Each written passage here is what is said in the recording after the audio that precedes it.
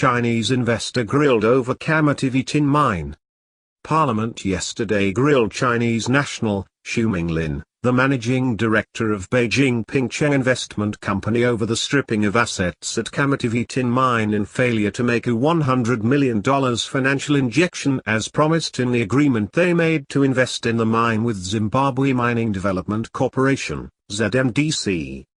Lin appeared before the Temba Mlizwa-led Parliamentary Portfolio Committee on Mines, where MPs said when the committee visited Kamativi Tin Mine they found the situation there worse than before and that the mine's assets and scrap metal had been looted.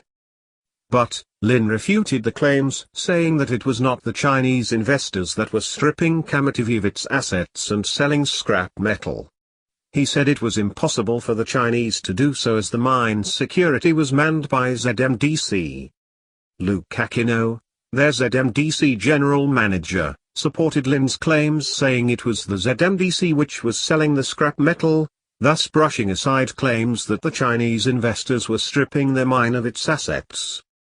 But, the committee then turned on Lin, asking him why he had failed to inject the $100 million into Kamativi, resulting in lack of progress, despite that the agreement for a joint venture with ZMDC was signed in 2015.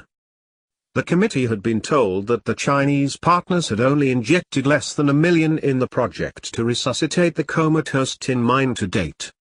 Lin had claimed to the committee that they had spent around $7 million to buy machinery and set up laboratories and other equipment.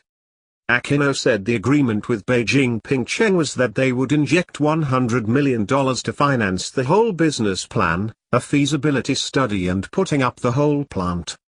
Before that could be done, there was a request to satisfy Beijing Pingchang with a resource statement, and that was done in 2017. It is only last Friday that they said they had completed the resource statement, Aquino said. The committee then asked ZMDC to explain if they had done due diligence to find out if Beijing Pingchang was able to raise the $100 million. Lin said he had taken ZMDC management to China to do the due diligence and inspect some of their mining operations there and gave confidence that they were bona fide investors. ZMDC Company Secretary, Tinash Chaiparo, said due diligence was done and the parties were now going to sit down and do business plans so that the $100 million investment is injected into the project. Mlizwa warned ZMDC must be wary of entering into mining agreements without doing due diligence on investors, as some investors were not serious and were coming into Zimbabwe to loot and for speculative purposes.